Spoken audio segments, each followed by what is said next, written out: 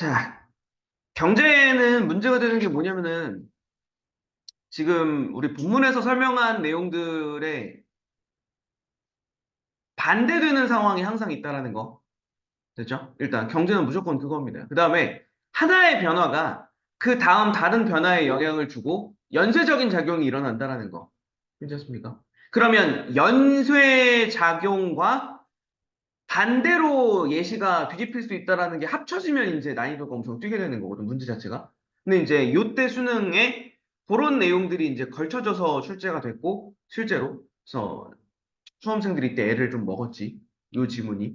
정답률 되게 낮았던 문제도 섞여 있고요. 오답률 거의 탑3 안에 드는 역대 수능에서. 그런 문제도 좀 섞여 있긴 합니다. 그건 감안하고 그냥 들어가면 되겠죠. 가봅시다. 기축통화 얘기 나와요. 기축통화는 됐죠? 국제 거래의 결제 수단으로 통용되고 환율 결정의 기준이 되는 통화이다. 됐죠? 기축통화의 개념부터 정의를 하고 들어가네요. 요 뒤에 나와 있는 요 부분이 정의가 되죠?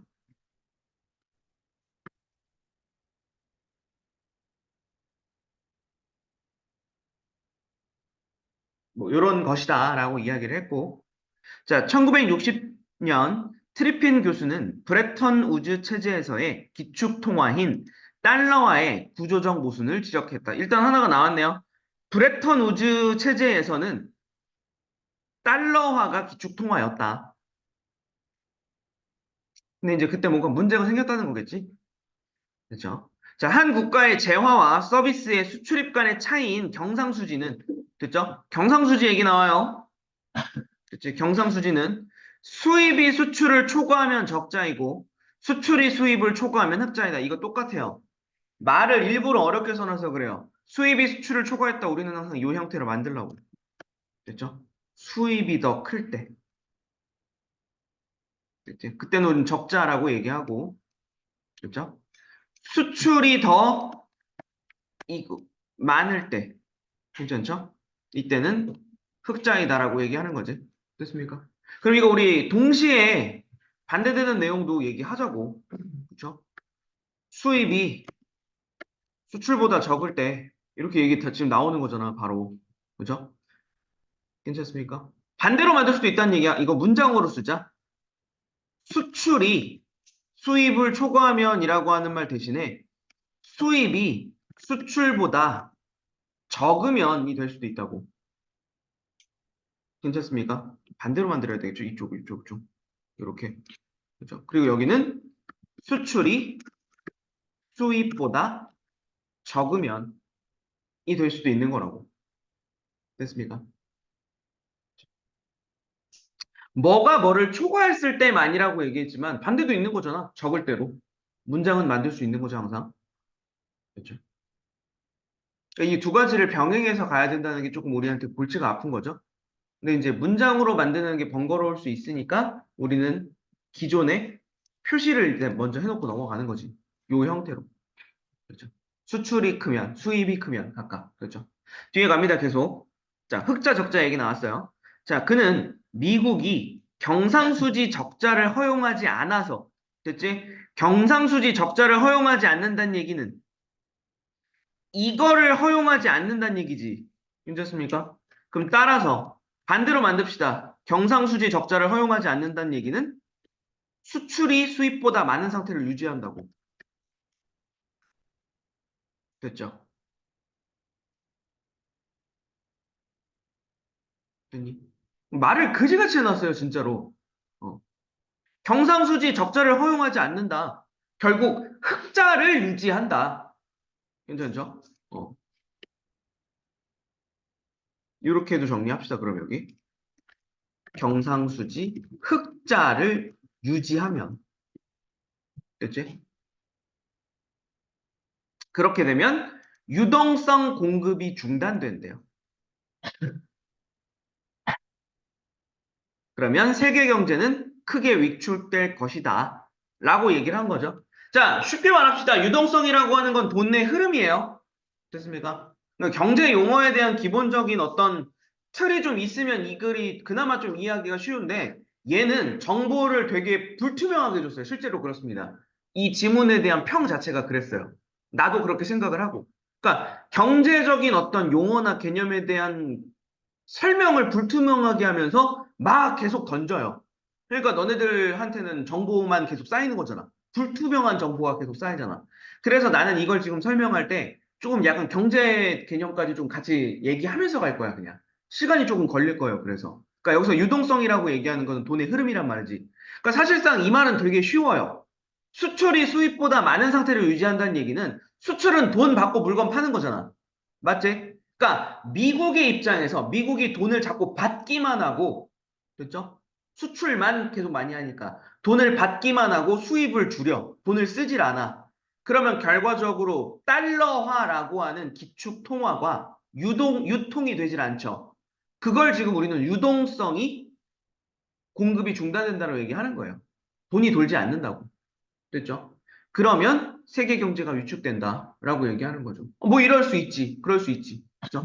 달러화가 전 세계에 통용되는 통화인데 그 돈이 제대로 돌지 않으면 문제가 발생할 수 있죠. 그러나 반면에 됐죠? 반면에 적자 상태가 지속된다. 됐지? 그럼 결국 이건 무슨 얘기야? 수출보다 수입이 많은 상태가 유지되는 거지. 됐습니까? 반대입니다. 미국이 물건을 사들이면서 돈을 펑펑 써. 괜찮죠? 그럼 결과적으로 달러화가 과잉 공급된다라는 말 나오지? 됐죠? 이거는 지금 용어를 계속 바꿔서 그래요. 이거는 유동성이 커지는 거예요.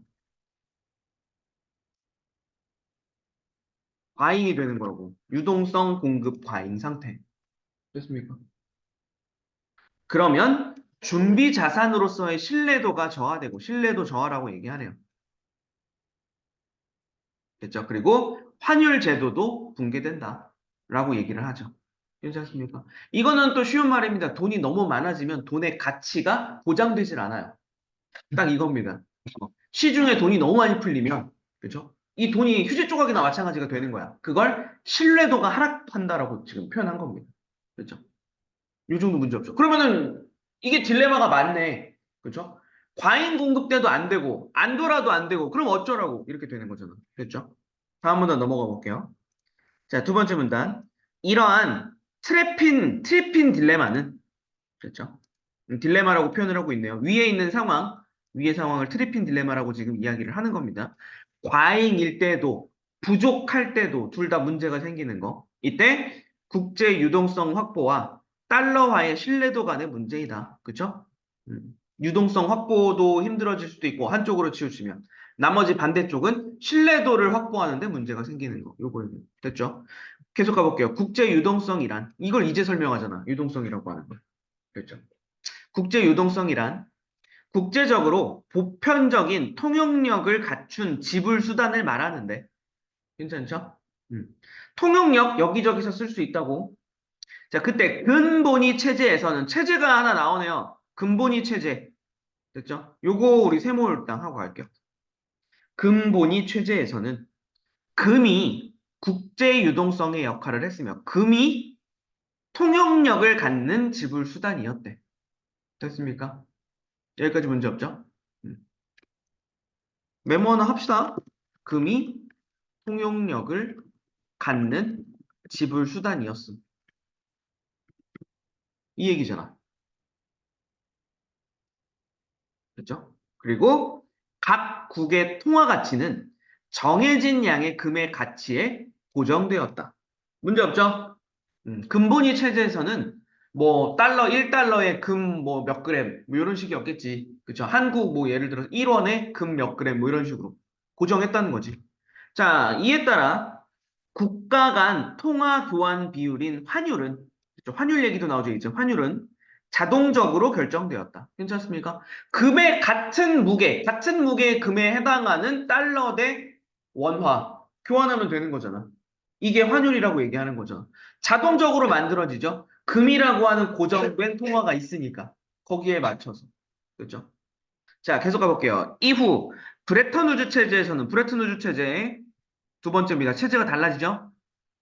기업 체제, 니은 체제 구분해야 됩니다. 이때는 국제 유동성으로 달러화가 추가됐대요. 그래서 금, 환, 본위제가 되었다. 됐죠? 그럼 결과적으로 이때는 뭐가 되는 거야? 브렉턴 우주 체제 같은 경우에는 금이랑 달러화가 통용력을 갖는 지불 수단이다.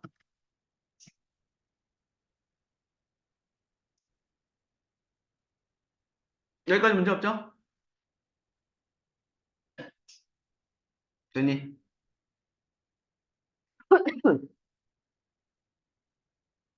그러면은 이렇게 되겠지. 금에다가 원화. 우리 원화가 제일 편하니까 원화로 생각해 볼게. 금 몇 그램에 원화 얼마.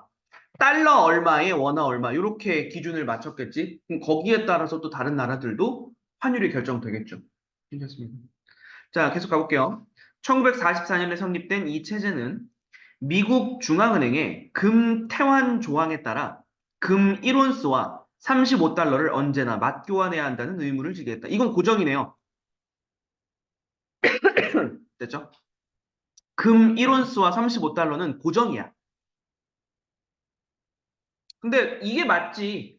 방금 전에 우리 얘기했던 것처럼 금도 통용력을 갖고 달러와도 통용력을 가져야 되는데 금이랑 달러가 막 계속 유동적이면은 이게 통일이 안 되잖아. 그렇죠? 그러니까 금이랑 달러와는 1대1로 고정을 해놓고 이렇게 1온스 대 35달러. 거기에 맞춰서 뭐 원화, 엔화, 마르크화 뭐 이렇게 맞추는 거지. 그렇죠? 그리고 뒤에 가볼게요. 다른 국가들은 달러화에 대한 자국의 통화를 가치를 고정했고, 맞지? 괜찮죠? 음. 그리고 달러화로만 금을 매입할 수 있었다. 됐습니까? 아, 그럼 우리가 방금 전까지 얘기했던 거에서 조금 수정할 내용이 있다. 맞죠? 원화랑 금을 직접적으로 교환하는 게 아니라 원화랑 달러화를 교환하고 달러화로 금을 교환할 수 있었다. 이렇게 되는 거죠. 괜찮습니까? 이런 건 내용일치니까 보셔야 돼요. 달러화랑 통화를 고정하는 거고, 됐지? 요렇게가 묶이는 거고, 그 다음에 달러화로만 금을 매입하고, 그러니까 원화로는 금을 매입할 수 없었다가 되는 거지, 이때. 괜찮죠? 쉽게 얘기하면.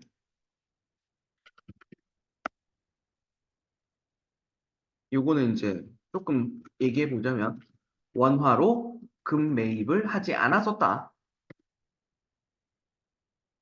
브레턴 우주 체제에서 얘기하는 겁니다.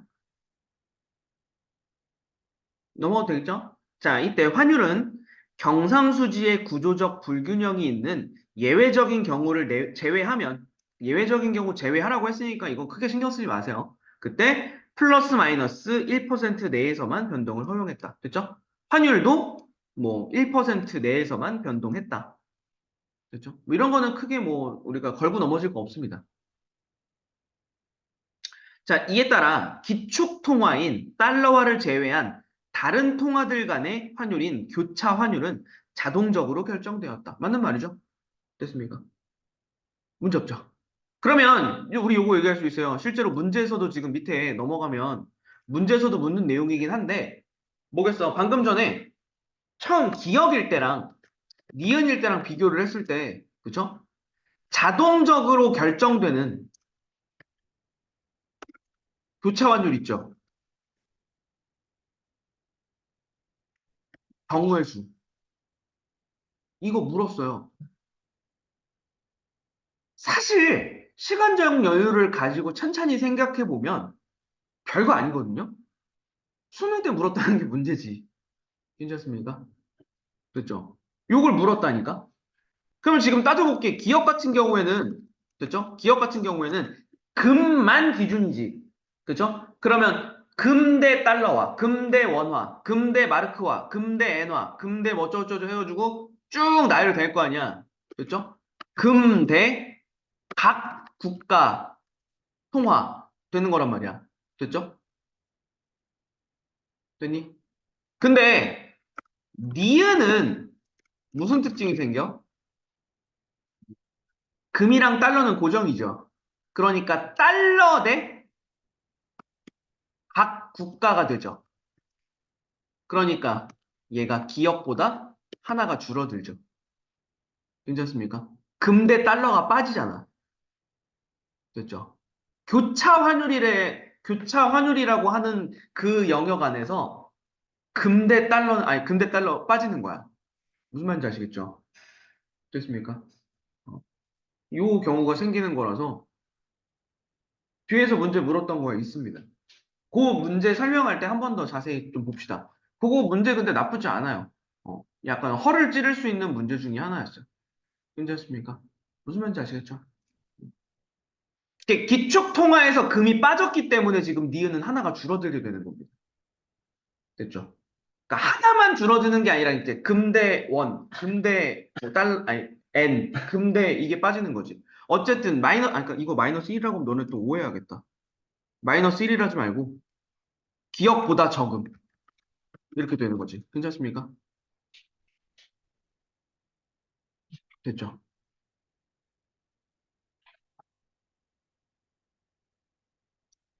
납득되시죠? 음. 기축 통화가 한 개가 줄었다는 게 되게 커지는 거예요. 기축 통화가 되는 게 바뀌었다는 게. 그렇죠? 넘어갈게요. 이거 참고만 일단 해두시고. 자, 세 번째 문단 가겠습니다. 1970년 초에 미국은 경상수지 적자가 누적됐대요. 그치? 경상수지 적자가 누적됐다는 얘기는 무슨 얘기야? 수입이 수출보다 큰 상태가 유지되었다지? 됐습니까? 이거 첫 번째 문단에 있던 정보를 따갖고 와야 돼요. 세 번째 문단으로. 괜찮죠? 그러면서 달러화가 과잉 공급되면서 맞죠? 달러가 과잉 공급됐다. 당연하겠죠? 돈이 많이 풀렸지. 됐죠? 다른 말로 뭐가 되는 거야? 아까 본문 첫 번째 문단에서 얘기했던 거 국제 유동성 과잉이 된 거라고. 됐습니까? 이 파트에 지금 괄호친 두 개 있죠? 요거 두 개가 되게 익숙해야 돼요. 그게 이 지문에 달려있는 킬러 문항의 가장 핵심 개념이에요. 됐죠? 따라서 미국의 금 준비량이 급감했다. 별거 없어요. 미국의 수입이 왕창 늘어나면서 그게 계속 유지되면서 미국이 돈을 쓰기만 했잖아. 됐죠? 그러니까 미국 자국 내에 돈이 없어. 그러니까 금 준비량이 떨어지는 거야. 됐죠? 그러니까 뭐가 돼? 미국은 달러와의 금 태환 의무는 더 이상 감당할 수 없는 상황에 도달했다. 달러가 없는 걸. 됐죠? 1원스 대 35달러 바꿔줘야 되는데, 그쵸? 금이랑 바꿔줄 달러가 없는 걸. 괜찮습니까? 자, 이를 해결할 수 있는 방법은 달러화의 가치를 내리는 평가 절하. 첫 번째 방법이네요. 됐죠? 달러화의 가치를 내리는 거야. 평가 절하가 뭔지에 대해서 설명했어요, 지금 본문 안에서. 또는 달러화에 대한 타국의 통화 환율을 하락시킨대요. 그래서 그 가치를 올리는 평가 절상. 됐죠? 여기서 요 딱 한 줄을 넣어놓고 이 출제자들이 온갖 난리 버거지를 쳐놔서 애들이 엄청 애먹었어요. 자, 여기서 내가 한 가지만 얘기하고 넘어간다. 환율과 통화 가치의 관계. 됐습니까? 그냥 일단 결론부터 얘기하면 환율이 떨어지잖아. 됐죠?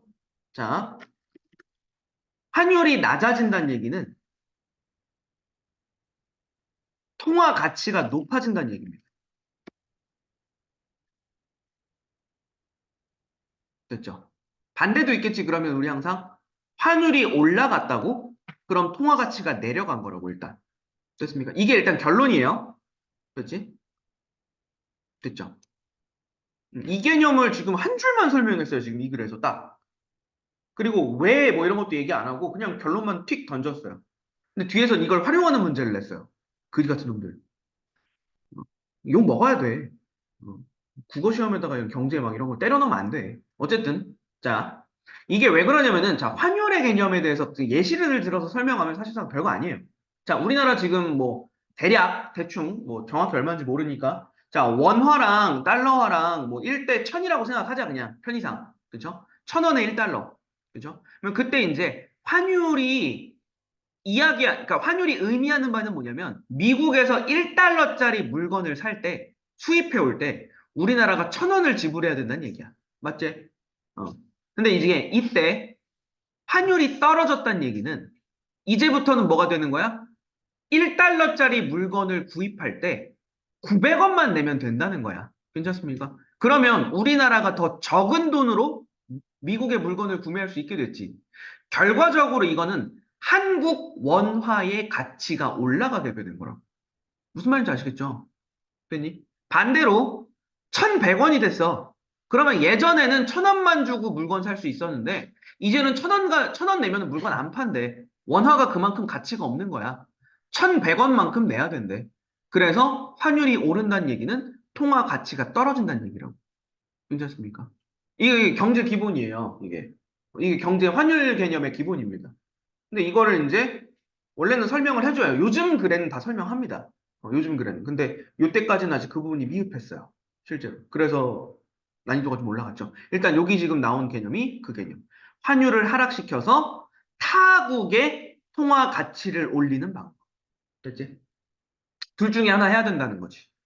자, 하지만 브레턴 우즈 체제 하에서 평가 절하하는 방법은 규정상 안 됐대요. 어쨌든 그럼 이건 안 된다. 됐지? 자, 그러니까 당시 대규모 대미 무역 흑자 상태였던 독일, 일본 등 주요국들은 평가 절상에 나서려고 하지 않았다. 당연하겠지. 괜찮습니까? 평가 절상하면은 우리가 손해보게 되는 거거든. 됐습니까? 자기네들 입장에서는. 굳이 나설 이유가 없어요. 그렇죠. 자, 이 상황이 유지되기 어려울 것이라는 전망으로 독일의 마르크화와 일본의 엔화에 대한 투기적 수요가 증가했고, 이게 그러니까 갑자기, 왜? 뭐 이렇게 돼요. 지금 반응상. 봐봐. 평가 절상을 하지 않고 있었어. 됐지? 근데 주변국들이 보기에는 어차피 지금 체제상 미국의 평가 절하는 안 돼. 그러니까 니네가 버텨봤자야.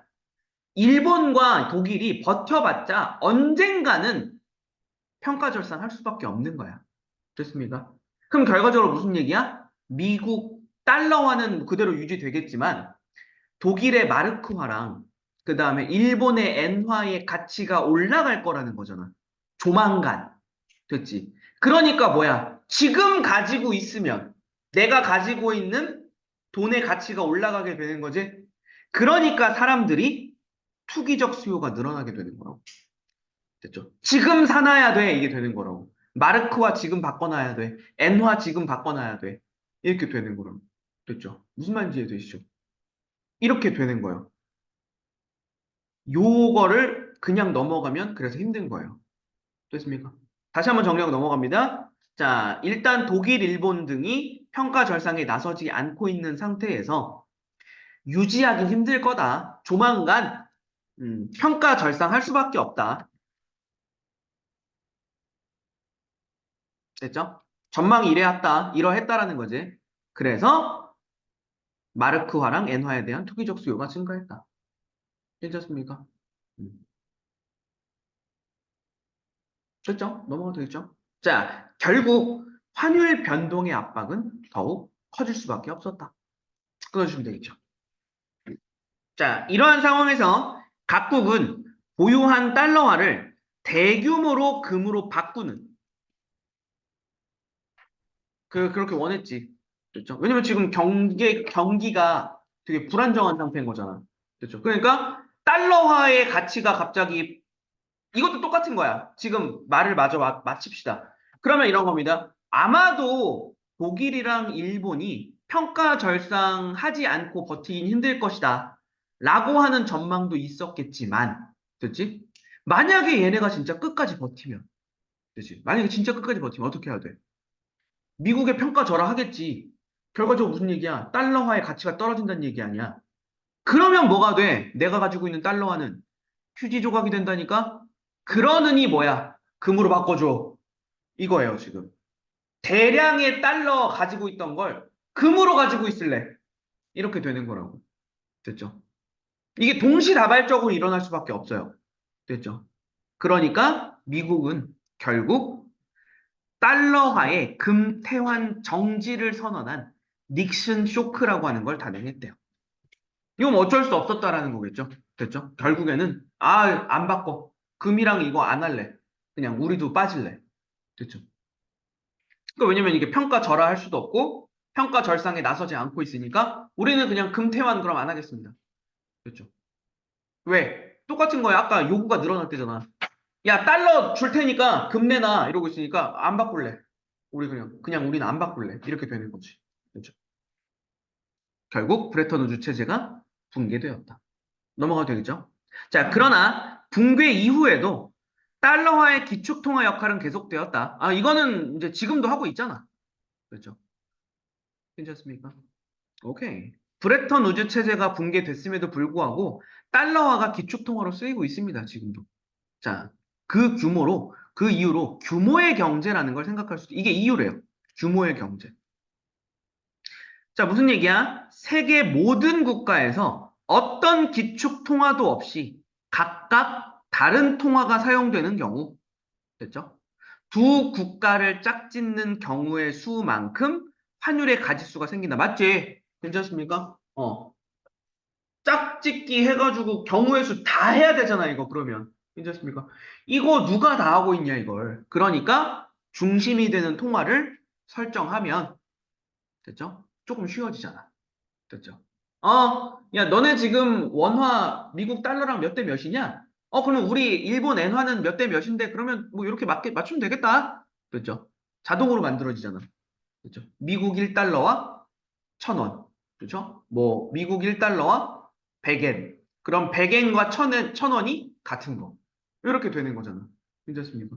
이게 훨씬 쉬워지죠? 아, 이런 비용을 줄이는 걸 규모의 경제라고 얘기하는구나.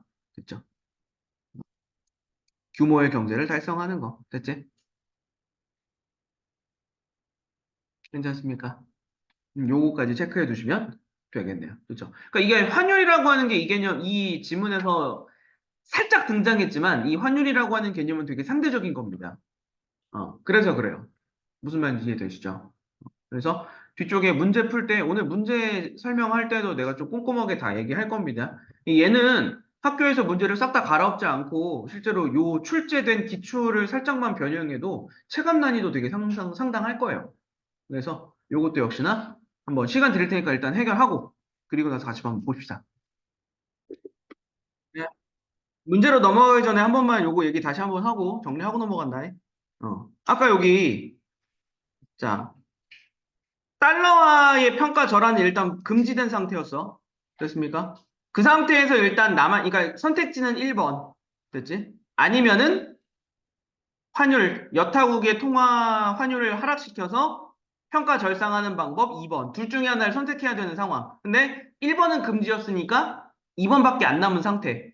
됐지? 그러니까 그쵸? 사람들은 유지되기 어려울 것이라는 전망을 했다는 거지. 그러니까 2번을 안 하고는 못 버틸 것이다. 하지만 독일과 일본의 입장에서는 당시의 무역 흑자였잖아. 근데 평가 절상한다는 얘기는 통화 가치를 올린다는 얘기지. 됐죠?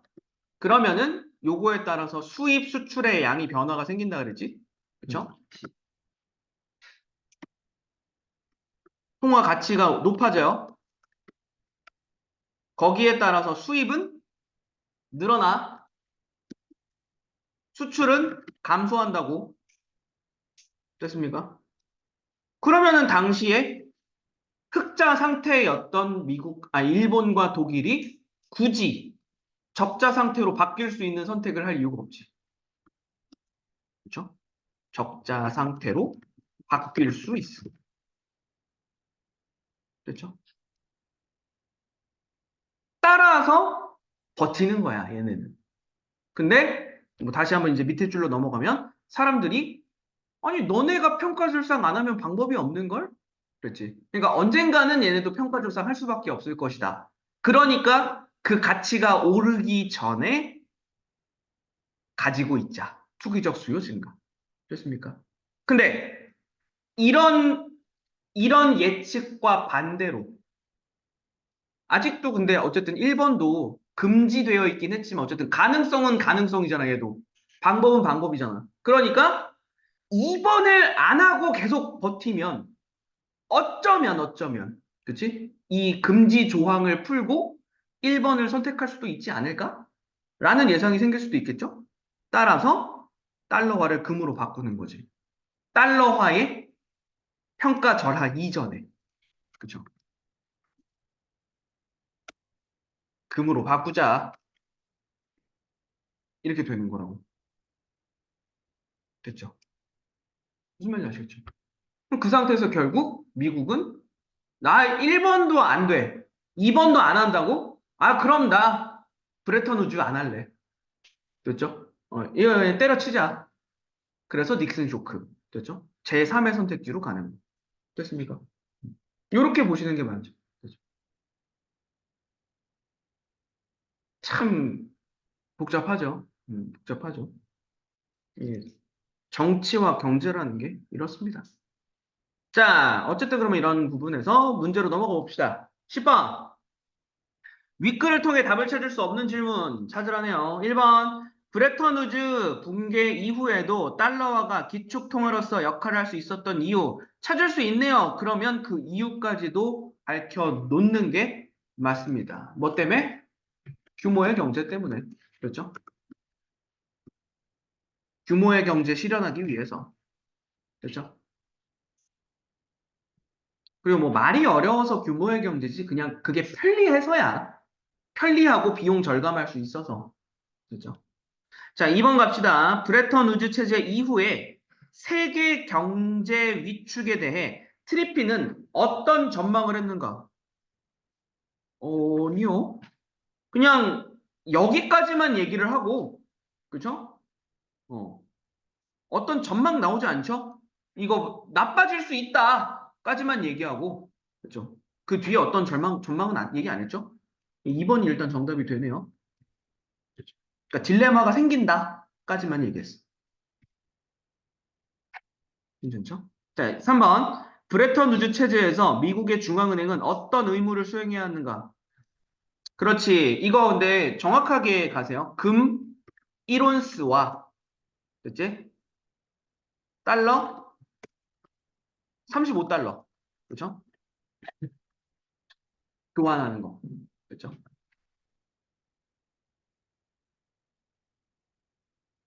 그리고 이거를 이제 줄여서 얘기하면 이게 기축 통화의 의무를 지게 된 거지. 그렇죠? 기축 통화로서의 의무를 지게 되었다. 넘어가고요. 브레턴 우즈 체제에서 국제 유동성의 역할을 한 것은 무엇인가? 이거 체제 바뀌면 달라집니다. 그쵸? 체제가 우리 본문에 기억 있고 니은 있었잖아. 기억에서는 금이 국제 유동성의 역할을 했었지. 근데 브레턴 우즈 체제에서는 또 냈다 또 달러만 얘기하지 마시고요. 금, 환, 돈이었잖아. 결과적으로 얘기하면 얘는 뭐가 되는 거야? 금과 달러. 됐습니다. 본문에 분명히 밝혔습니다. 달러화가 추가된 거라고. 됐죠? 넘어가도 되겠죠? 마지막, 브레턴 우즈 체제에서 달러화 신뢰도 하락의 원인은 무엇인가? 이거는 거꾸로 물어봤네요. 신뢰도 하락은 무엇 때문에 발생하는 거다? 과잉 공급일 때, 아니면 공급이 중단되었을 때? 과잉 공급일 때. 그쵸?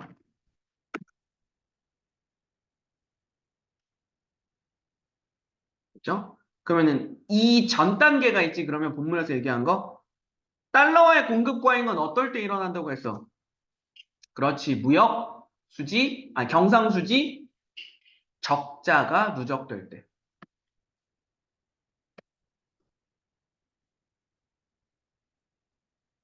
괜찮습니까? 그러면 경상수지 적자가 누적된다는 얘기는 또 바꿀 수 있지. 이게 제일 짜증나는 겁니다. 경제지문에서.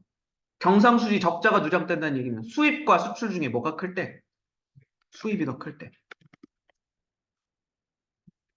상태가 유지될 때.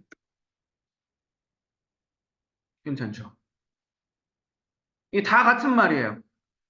다 같은 말입니다. 괜찮죠? 그러니까 10번 문제 자체는 단순한데 요거를 이제 변형할 수 있는 바리에이션은 되게 넓어지죠. 넘어가도 되겠죠? 다음. 자, 11번. 윗글을 바탕으로 추론한 내용 얘기하네요. 자, 닉슨 쇼크가 단행된 이후 달러화의 고평가 문제를 해결할 수 있는 달러화의 평가 절하가 가능해졌다. 뭔 소리야? 애초에 브레턴 우즈 체제가 망가졌는데 평가 절하가 가능해졌다가 아니라 괜찮죠? 아니다. 아니다. 이거는 방금 전에 내가 얘기했던 그거를 거꾸로 말하는 게 맞겠다. 브레턴 우즈 체제에서는 금지되어 있었으니까 체제가 망가졌으므로 가능해진 거지. 괜찮죠? 됐죠? 그게 맞겠다. 됐죠? 닉슨 쇼크가 단행됐다는 얘기는 브레턴 우즈 체제가 없어진 거잖아. 분배. 따라서 달러와 평가절하 가능해진 거지.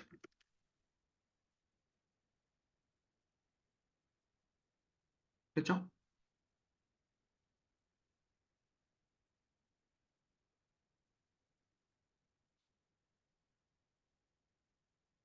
교묘하네요. 닉슨 쇼크라고 하는 말만 했지 브레턴 우즈 체제의 붕괴라고 하는 요 중간 단계를 빼버렸죠. 괜찮습니까? 음. 오케이. 1번 맞는 말. 자, 2번 브레턴 우즈 체제에서 마르크화와 엔화의 투기적 수요가 증가한 것은 여기까지는 있죠. 증가했어. 이들 통화의 평가 절상을 예상했기 때문에. 괜찮습니까? 이게 평가 절상을 예상했기 때문에가 밑도 끝도 없이 나온 게 아니라 방금 전까지 우리 얘기했던 겁니다. 언젠가는 할 수밖에 없을 것이다. 그렇죠? 달러화의 평가 절하가 금지였기 때문에, 그렇죠? 금지 상태였기 때문에 다른 선택의 여지가 없어요. 니들이 버틸 수가 없어라는 예상이었던 거지. 그렇죠? 그러니까 여기에는 이제 어감상의 차이인데 언젠가는 그렇죠? 할 수밖에 없다. 이런 예상인 거지.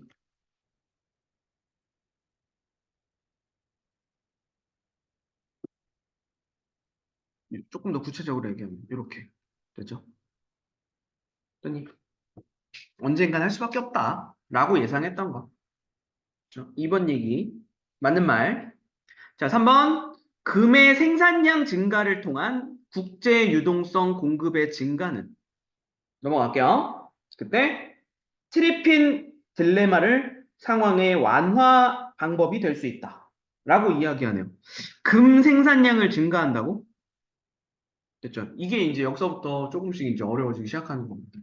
본문에서 달러 얘기 뭐 어쩌고저쩌고 얘기했는데 금 생산량을 늘리는 게 과연 그죠? 일단 이게 여기서 판단해야 되는 게 이거잖아.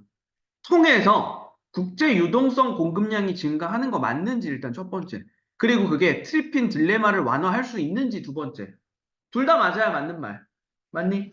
됐죠? 그러면 순서대로 한번 가보자. 금 생산량을 늘린다는 얘기는 그렇죠? 이때는 금, 한 기축이었잖아. 괜찮습니까? 그러면 이때 금 생산량을 늘리면 거기에 맞춰서 달러화의 조금 말을 순화해서 말을 하자면 달러화의 부담이 좀 적어지죠. 금이 많아졌으니까. 그죠? 달러가 져야 되는 부담감이 좀 줄어들게 되는 거라고. 그러니까 이때 달러화의 유동성, 국제 유동성, 그러니까 이렇게 하죠. 달러화를 통한 국제 유동성 공급이 줄어들 수 있다는 얘기지. 괜찮습니까? 반대로 얘기하면. 그렇죠? 여기까지 괜찮아? 그러면 트리핀 딜레마. 아까 얘기했잖아. 공급이 과잉됐을 때, 공급이 모자랄 때 양쪽 다 문제가 발생할 수 있어. 그렇습니까? 근데 이거를 이제 해결할 수 있는 한 가지 방법으로 되는 거죠. 왜? 유동성 공급이 증가해서 금을 가지고 거래하는 게 늘어날 수 있으니까. 반대로. 그렇습니까? 달러만 매달려 있으니까 문제가 발생하던 거였거든. 됐죠? 그렇게 생각하시면 되는 겁니다. 혼자 부담 지던 걸 조금 넘겨줄 수 있는, 이렇게 이해하면 조금 편하지 않을까 싶긴 해요. 그렇죠? 넘어가도 되겠죠? 4번. 자, 트리핀 딜레마는 달러화를 통한 국제 유동성 공급을 중단할 수도 없고, 됐죠? 일단 여기까지만 해볼게요. 그리고 공급량을 무한정 늘릴 수도 없는 상황. 별거 없네요, 이거는. 4번은 뭐 애초에 맞는 말이죠. 공급 중단하면은 경기가 위축될 거고 무한정 늘리면은 신뢰도가 하락하고 요거까지 갑시다 대신에 국제 경기 위축 가능 결과까지 그렇죠. 중단해버리면 국제 경기가 위축될 수 있고 반대로 무한정 늘려버리면 달러화의 신뢰도가 하락하게 되는 거죠. 됐습니까? 그래서 이러지도 못하고 저러지도 못하는 딜레마. 넘어가면 되겠죠? 자, 5번. 브레턴 우즈 체제에서 마르크화가 달러화에 대해 평가 절상되면 같은 금액의 마르크화로 구입 가능한 금의 양은 감소한다. 방금 얘기했죠? 평가 절상이 뭐라고? 마르크화의 가치가 높아지는 거라 그랬지? 됐죠? 그러니까 같은 돈으로 바꿀 수 있는 달러의 양이 더 많아지는 거니까 금도 많아지는 거지. 괜찮습니까? 어.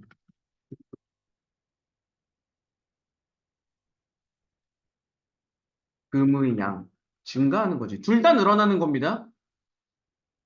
괜찮죠? 음. 이거는 금의 양이 아니라 달러의 양이라고 해도 맛이 똑같아요. 달러도 더 많이 살 수 있고, 그죠? 금이랑 달러는 고정되어 있었던 거니까 금도 더 많이 살 수 있는 거고. 됐죠? 넘어가됐죠? 정답 5번. 됐죠?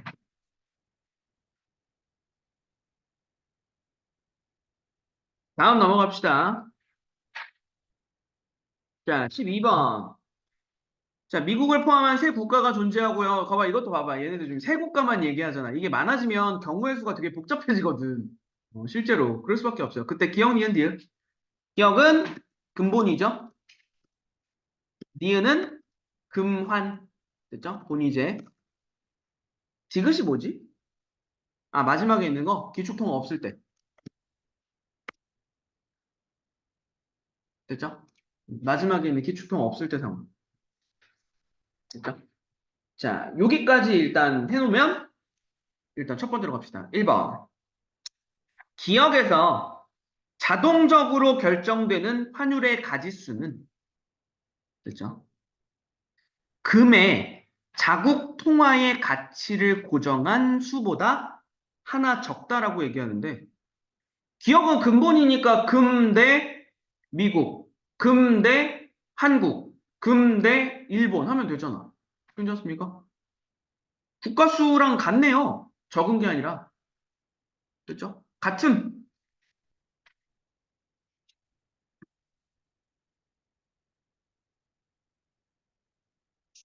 괜찮나?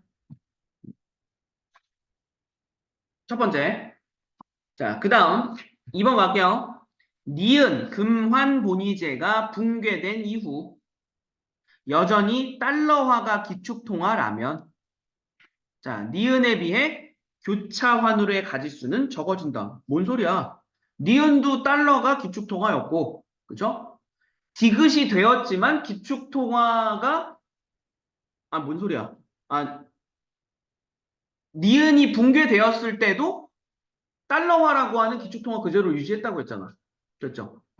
그러면 어차피 교차 환율의 가지수는 적어지는 게 아니라 똑같죠, 결국. 됐습니까? 됐죠? 네. 자, 다시 한번 가는 겁니다, 여기. 얘기해 보자면 금환본위제랑 금본위제랑 기축통화 없을 때지만 자, 금본위제일 때에는 금이 기축이었죠? 그렇죠? 요때는 금에다가 달러 추가했죠? 괜찮습니까? 괜찮습니까?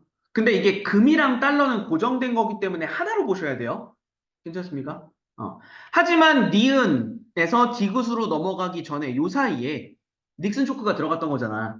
그죠? 빠지긴 했어요. 본문에서는 뭐 따로 표시해 놓진 않았어.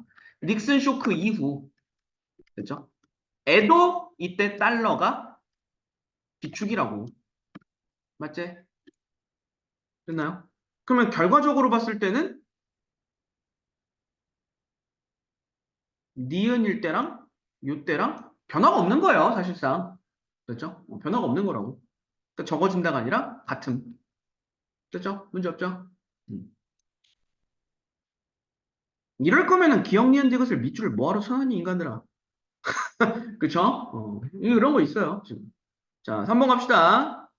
디귿에서 국가의 수가 하나씩 증가할 때마다 환율 전체의 가지수도 하나씩 증가한다. 이거는 수학이죠? 이건 수학이죠? 그죠? 하나 늘어난다고 해서 한 개씩 늘어나는 게 아니라 n 승씩 늘어나죠? 괜찮습니까? 이 하나씩 증가하는 게 아니죠. 몇 개씩이라고 생각할 이유도 없습니다. 그죠? 음. 사실 나한테 이거 계산하라고 하면 나도 힘들어요. 이미 다 까먹어가지고. 국어 문제 이런 걸, 그쵸? 하나씩이 아닌 거. 그러니까 예를 들어서 지금 가보자. 여기 지금 A, B, C만 있었다. 그쵸? 어, 그쵸. 이때는 기축통화가 아예 없을 때라고 생각했을 때 ABC는 AB, AC, BC 세 개잖아. 괜찮습니까? 근데 여기에 D가 생겨버려.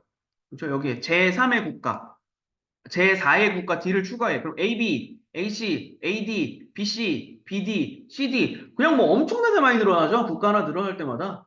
괜찮습니까? 어. 걱정하지 마세요. 이거 계산하라고까지는 안 하니까. 국어 문제야. 어디까지나. 됐죠?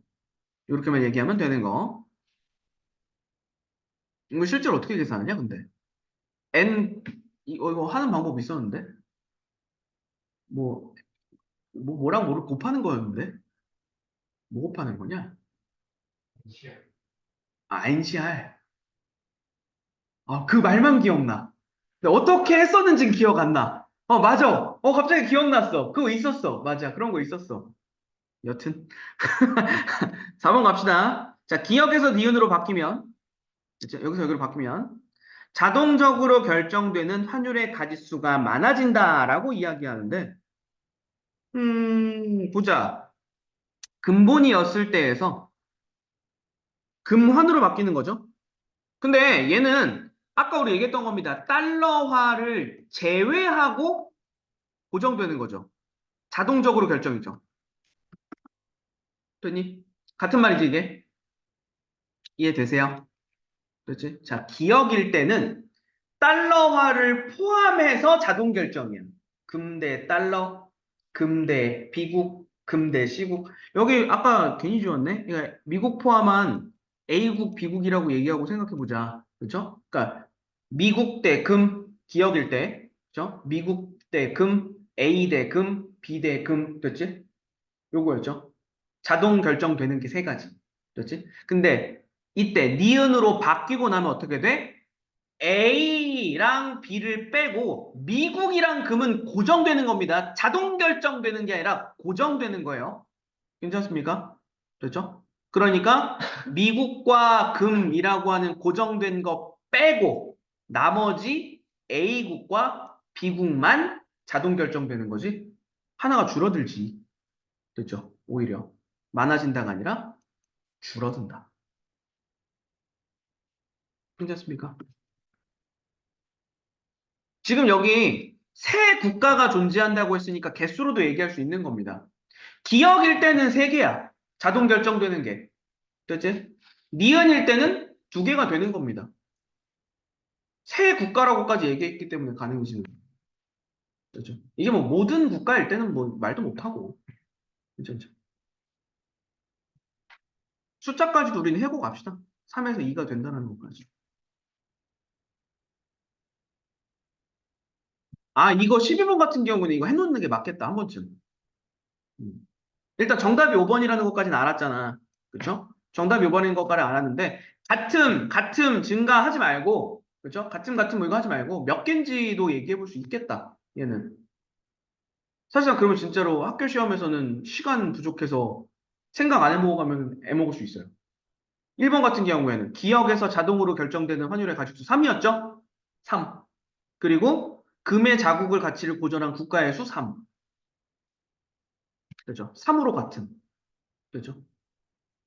그 다음에 니은 붕괴 이후에 여전히 달러화가 기축통화라면 니은에 비해 교차 환율의 가짓수는 같다고 얘기했는데 니은 1대 생각하자 그냥. 니은일 때. 여기서 말하는 교차 환율.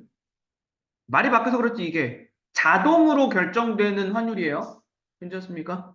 니은에서 자동으로 결정되는 환율은 아까 A국, B국 두 개만이라 그랬지? 2예요, 2. 됐죠? 2. 달러화를 기축화로 두고 나머지 A국, B국의 환율이 자동으로 결정되는 거. 이건 교차 환율이라고 얘기하니까. 그 다음에 국가가 하나씩 증가할 때마다 하나씩 증가, 이거는 하나씩이 아니라는 것만. 됐죠?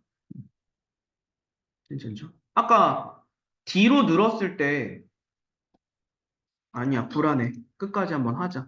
D가 늘었어. C가 늘었어. 됐지? C가 더 생겼어. 그러면 아까는 미국 대 A, 미국 대 B, A 대 B 3이었는데 됐죠?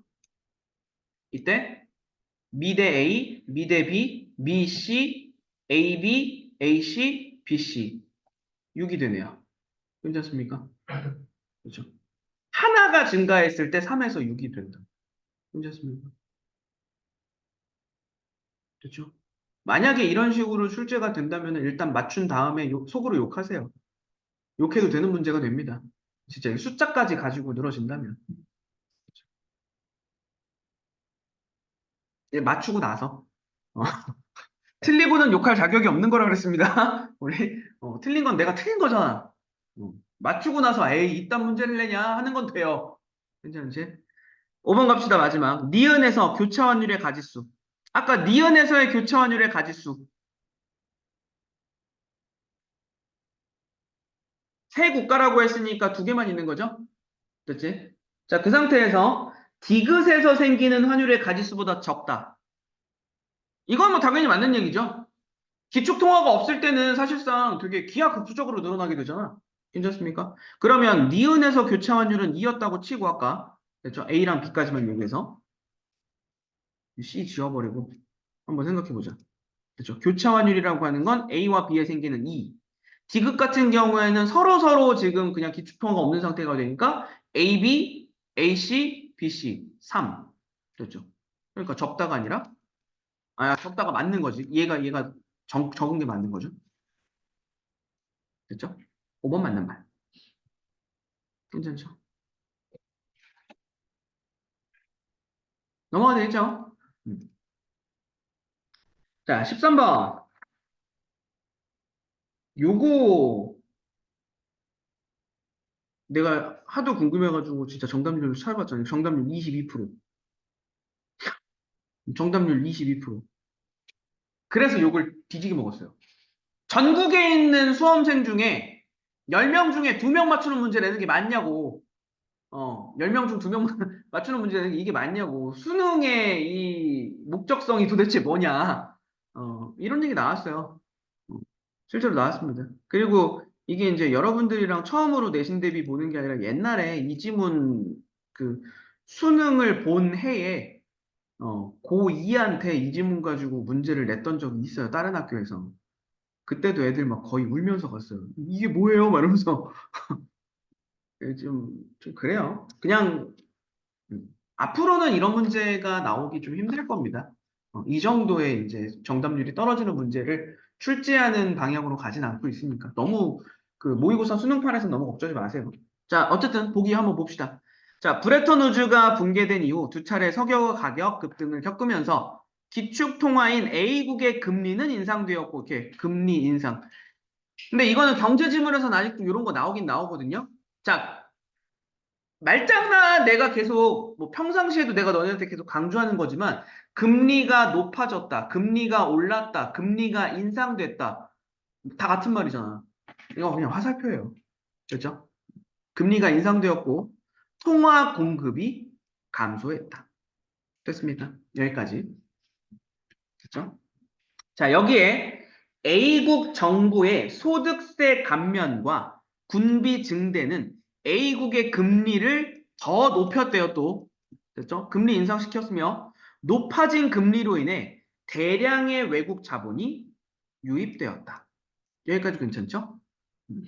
따라서 이러면 이제 문제 생긴다 그랬죠? 나라 곳간에 돈이 너무 많아요. 돈이 돌질 않아. 돌질 않고 전부 다 은행에만 들어가 있어. 괜찮습니까? 이래서 이제 문제가 생기는 겁니다. 문제가 생겨서 해소하기 위해서 서로 교역을 하며 각각 다른 통화를 사용하는 ABC 국가 외환 시장에 대한 개입을 합의했다. 따라서 A국 통화에 대한 B국 통화의 환율을 각각 50%, 30% 내렸다. 자, 50을 내렸고요. 30을 내린 겁니다. 괜찮죠? 그러니까 어쨌든 일단 결론적으로 둘 다 환율을 내렸다. 근데 B국이 내린 정도랑 A국이 내린 정도가 다르지.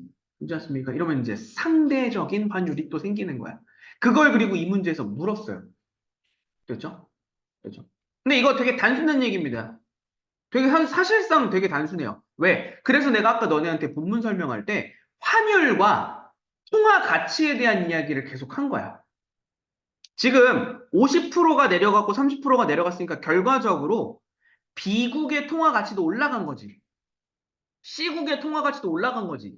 그렇지? 근데 50%만큼, 30%만큼이니까 B국의 통화 가치가 더 높아진 거지. C국보다. 그렇죠? 그러니까 B랑 C랑 비교했을 때 B의 통화 가치가 더 높다라고 얘기하는 거 맞아? C랑 B랑 비교했을 때에도 괜찮습니까? 그러면 상대적인 환율을 다시 뒤집히는 거지. 아, 상대적으로는 B의 환율이 C의 환율보다 낮아지겠다 이렇게 얘기할 수 있는 거라고. 괜찮습니까? 이게 이렇게 거쳤다가 다시 돌아와야 돼요. 환율, 통화 가치, 다시 환율. 이렇게 왔어야 되는 거야. 됐죠? 어쨌든 넘어가 볼게요. 1번 가겠습니다. 자, A국의 금리 인상과 통화 공급의 감소로 인해 A국의 통화 신뢰도가 낮아진 것은 됐죠? 외국의 자본이 대량으로 유입되었기 때문이니까 이거 선지의 순서를 따로 볼게요. 금리 인상했죠? 통화 공급 감소했죠? 그리고 외국 자본이 대량으로 유입됐다고 얘기했지.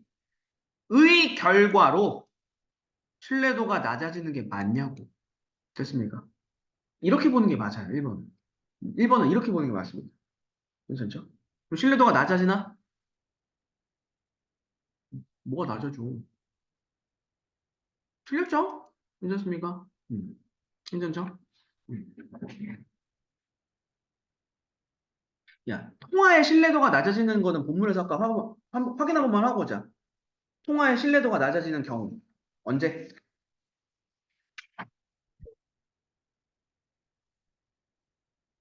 달러가 과잉 공급되면이지 돈이 많이 풀렸을 때라고. 괜찮습니까? 돈이 모일 때가 아니라 돈이 많이 나갈 때라고. 됐니? 그래서 거꾸로 가야 되는 겁니다. 통화 신뢰도가 오히려 얘는 신뢰도가 높아지는 게 아니라 경기가 위축되는 상황이 되는 거예요. 오히려. 맞는 말로 바꾸자면 경기가 위축되는 상황이 벌어질 것이야. 됐죠? 무슨 말인지 아시겠죠? 1번 탈락. 자, 2번. 국제적 합의로 인해 A국 통화에 대한 B국의 환율 하락으로 여기까지 일단 맞죠? B국이 환율 50% 내렸다고 했잖아. 자, 그때 국제 유동성 공급량이 증가하여 이걸 봐야 돼요. 그래서 A국의 통화 가치가 상승했겠군. 그렇죠? 우리는 이건 변형까지 생각해야 되니까. 그렇죠? 일단은 봐봐. A국 통화에 대한 B국의 환율 하락이니까 가장 쉬운 것부터 가자. 가장 쉬운 거. 통화 가치. 그렇죠? 어느 나라의 통화 가치가 높아진 거야? 환율이 내려간 쪽이 통화 가치 높여지는 거라 그랬지? 그러니까 A국의 통화 가치가 상승한 게 아니라 B국의 통화 가치가 상승하는 거지?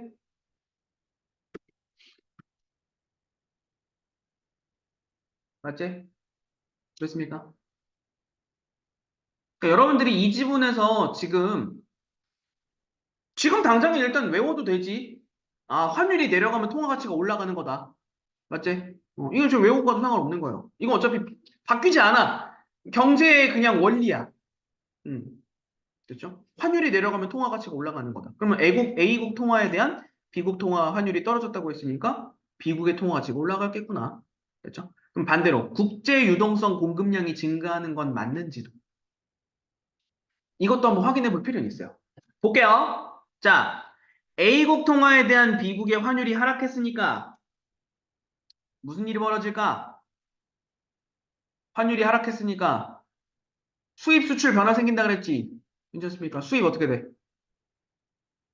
증가하죠. 괜찮습니까? 수출 감소하죠. 괜찮습니까? 그죠? 국제 유동성 공급 증가.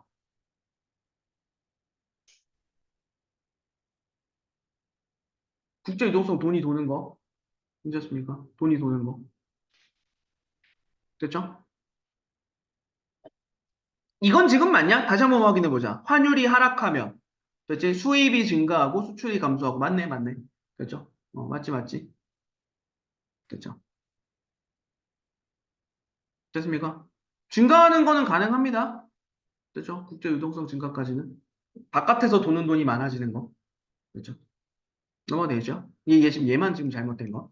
넘어가 되겠죠?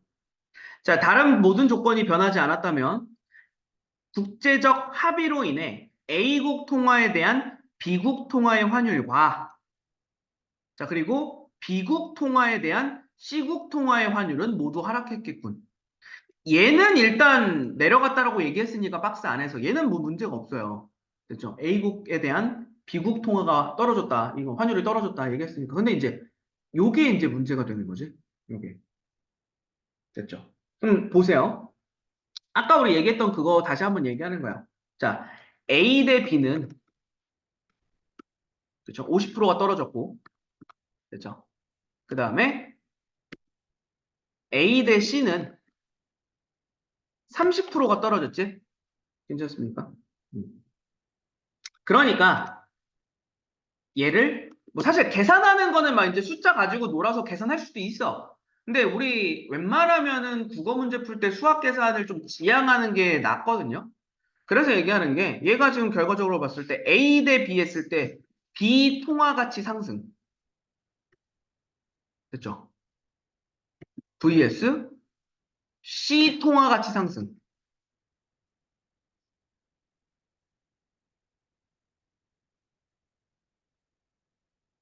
괜찮나요? 음. 여기까지 문제 없잖아. 이런 일이 벌어졌다까지는. 괜찮죠? 그랬을 때 요거를 그냥 너네들이 조금 더 이해하기 쉬운 방향으로 가면 B의 통화 가치가 이만큼 늘어났다면 C의 통화 가치는 요만큼 늘어난 거죠? 괜찮습니까? 상대적으로. 됐니?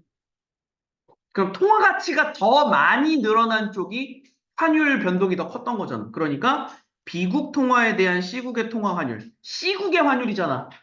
그죠? 통화 가치 상승이 적었잖아. 그럼 환율이 적게 바뀐 거지? 됐습니까? 얘는 그러니까 상대적으로 상승했다고 얘기해야 맞는 거지. 괜찮습니까? 그죠? B국 통화에 대한 C국 통화의 환율은 상승한 결과가 됩니다.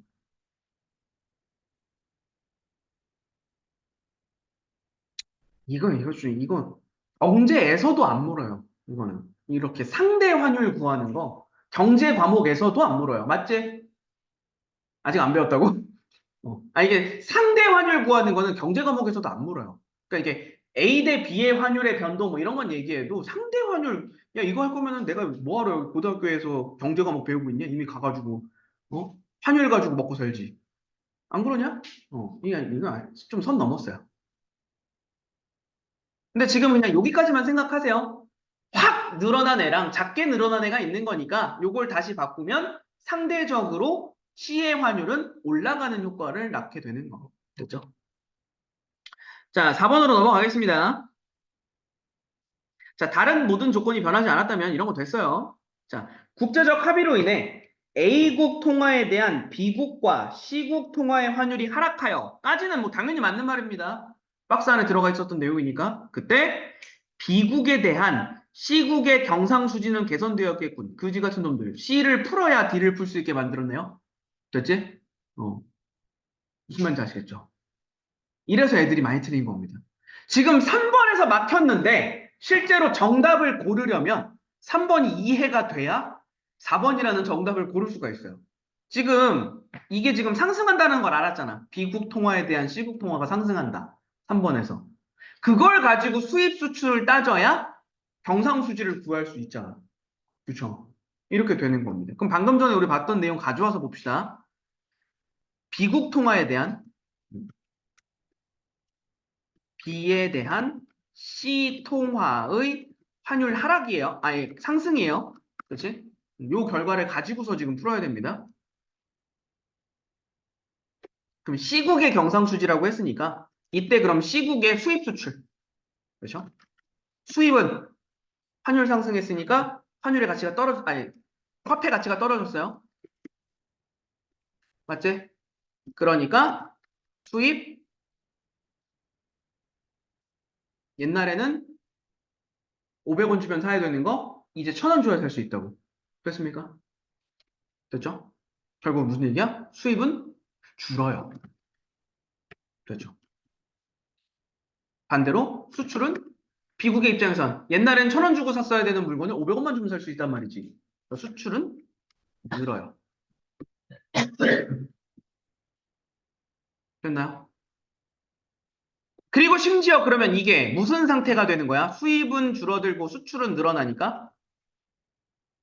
흑자야, 적자야?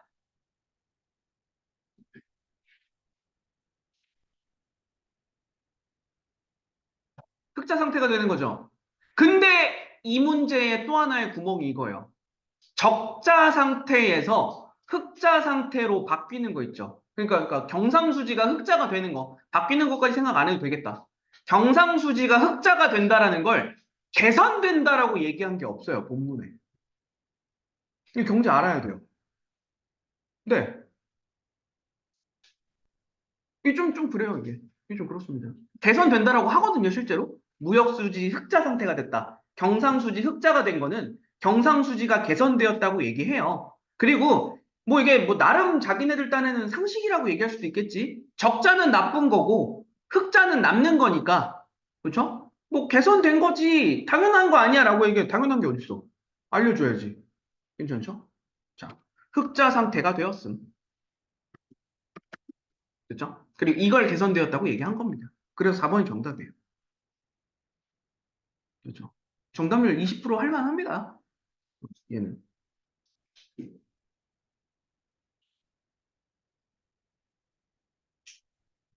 그렇죠? 이해되시죠? 자, 5번. 다른 모든 조건이 변하지 않았다면 여기까지는 버리고요. A국의 소득세 감면과 군비의 증대로 A국의 경상수지가 악화되어 끊어주시고요. 그 뒤에 완화 방안 중에 하나는 A국 통화에 대한 B국 통화의 환율을 상승시키는 것이겠군. 이건 지금 박스에서 얘기한 거랑 이미 반대잖아. 그렇죠? 개선하기 위해서 환율을 떨어뜨렸다고 했잖아. 대신에 이것까지는 봅시다. 경상수지 악화되는 게 맞는지. 그렇죠? 그럼 결과적으로 지금 봤을 때 뭐가 되는 거야? 통화 공급이 줄어들게 되는 거죠, 지금 방금. 됐습니까? 여기 본문에 이렇게 보기 안에 나와 있어요. 통화 공급이 감소했다. 그렇죠? 그럼 통화 공급이 감소했다는 얘기는 본문에 나와 있어요. 통화 공급이 제대로 되지 않으면 국제 유동성 공급이 중단되는 거. 적자를 허용하지 않는다는 얘기지? 됐어? 됐죠? 첫 번째 문단에 나와 있는 내용입니다. 국제 유동성의 악화는 적자를 허용하지 않을 때야. 그럼 결과적으로 뭐겠어? 악화는 맞아요, 그러니까. 적자가 되는 거예요. 여기까지 맞는 말. 그렇습니다.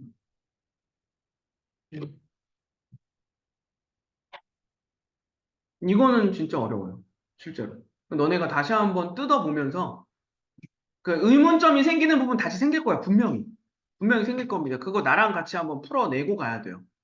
괜찮습니까? 오케이. 여기까지 보시면 되겠네요. 됐죠?